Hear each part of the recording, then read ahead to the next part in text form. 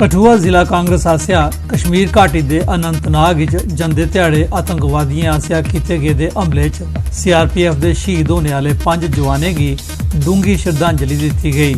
श्रद्धांजलि समारोह शहीद जवानों की तस्वीरें उपर फुल माला चाड़ियां गईयां।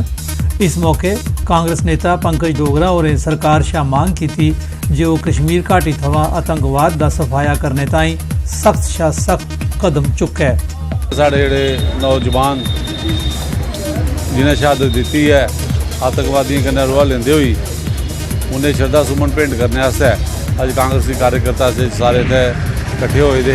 कल साढ़े देश के जवान शहीद हुए ने और अस कांग्रेस पार्टी उन्हें की श्रद्धा सुमन अर्पित करने। 5 साथी जेडे शहीद होए न अस उनकी आत्मा ताईं दुआ करगे कि परमात्मा उनकी आत्मा की शांति दे और उनकी परिवार की इन्नी शक्ति दे कि इस दुख को वो बाहर उभरी सकी। सांबा जिले के बार्डर के लोकें मोदी सरकार आसिया इंटरनेशनल बार्डर के लोकें की दी गई दी रिजर्वेशन की लागू करने के फैसले का स्वागत किया है। लोकें का आखना है जे उनकी मते चिरे थमां ये मांग ही जे LOC उपर रहने वाले लोकें साई उन्हें भी रिजर्वेशन सहूलत दी जा ते हून जाइए मोदी सरकार ने उनकी मांग पूरी की है। कोई इन्नी फैसले नहीं है, कोई इन्हें की नौकरी नहीं है। रिजर्वेशन जी ही पहले इधर आई नहीं है, पहले भी दी मोदी साहब ने, लेकिन हूँ जी दी है ये अस बड़े ज़्यादा खुश हाँ साढ़े बच्चे नौकरियां मिलन। जोड़ा रिजर्वेशन कोटा दिता लागू किया ये कारण लोगों बड़ी खुशी की लहर दौड़ रही है और लोग बड़े खुश ने सारे लोग, क्योंकि 47 तो बाद ये पहली सरकार है जिन्हें बार्डर के लोगों की ये सुनाई की है। उधमपुर होई दी भारी बरखा ते ऐन पौने करी चैरी सियाल इलाके के किसाने की बड़ा नुकसान हुआ है। बरखा ते ऐन पौने करी मौसमी सब्जियां खास करिए खीरे की फसल की नुकसान पुजा है। किसाने सरकार शाह मांग की है जे उन्हें की मुआवजा दिता जा तां जे वो किसी चाली गुजर बसर करी सकन। बड़ा नुकसान होंदा जिमीदारें पल्ले कुछ नहीं पाता है। मांग ये करने की गवर्नमेंट को जिमीदारें वास्ते ऐसा सोचा है कि जो जिमीदार उठी सके। जिमीदार उठी नहीं सकता है कि किन्नी मार बजी गोडियां दी है, सब कोई मेहनत करी है, बी पाई है, खाद पाई है, पानी लाई है, जल्द फसल लेने का टाइम आया जल्द ओले पे साड़ी बहुत तबाही।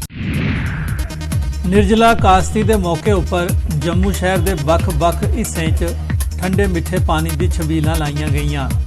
बख-बख समाजी ते धार्मिक संस्थाएं आसिया लाई गई दी छबीले राहें लोकें की गर्मी की तपस्या राहत पुजाई गई।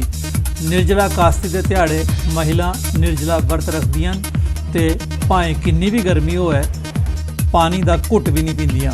कहने भला पुरखे मरे मुरे जो पुराने कोई नहीं ना पितरे चिट्टे पता होंदा चलो उनके बारे भी लगी जाता उन्हें पढ़ाई पढ़ूई उन्हें भी पुजी जाता आ गए लोग जो साढ़े सुनने उन्हें पुजी। पुंछ जिले भी मुल्क के बाकी हिस्सें आला लेखा निर्जला काश्ती मनाई गई। इस मौके जिले भर थार थार बख-बख समाजी ते धार्मिक संस्थाएं आसिया ठंडे मिठे पानी की छबीलां लाईयां गईयां ते लोकें की ठंडा मिठा पानी पिलाइए गर्मी कोला राहत पुजाई गई। राजौरी दे सारनू ते संगपुर ग्रां दे लोके लो वोल्टेज ते बार-बार बिजली दे कट होने कारण परेशान न। न्यूज़ 18 दी टीम कन्नै गलबात करदे होए ग्रां दे लोके गलाया कि गर्मी दे प्रकोप कन्नै निक्के बच्चे भी सफर करा करदे न। वोल्टेज लो होने दे कारण ना पक्खे चलदे ते ना पानी आउंदा। उन्हें मंग कीती कि उनदे ग्रां च पावर ग्रिड स्टेशन होना चाहिदा। और इतनी परेशानी है साढ़े बच्चे पढ़ने वो डिस्टर्ब होने तो इस कारण मैं DC साहब की ये गल आखना कि ये साड़ी जी मेन परेशानी बिजली नहीं है। फौरन जिस भी कंपनी की ये टेंडरिंग दी गई है वो फौरन। पुंछ जिले की मेंढर तहसील के ग्रां सलवा पिछले 5 बरे थमां बनार दे प्राइमरी हैल्थ सेंटर का काम मुकने च गै नहीं आवा करता। इस करी लोग हैल्थ फैसिलिटीज़ थमां महरूम हैं। ग्रां च बमार होने वाले की सब डिस्ट्रिक्ट अस्पताल धोड़ी पुजाने लई कई किलोमीटर का पैंडा मारने पौंदा है। लोकें दी मांग है जे प्राइमरी हैल्थ सेंटर बनाने का काम तौले शा तौले मुकाइए इसकी चालू किया जा। के साथ में पठानतीर, खेरपुर, मदान, बनुल्ला और नाड़ जिसको कहते हैं वो भी साथ में टच है, मगर बड़े दुख से मैं ये कहूँ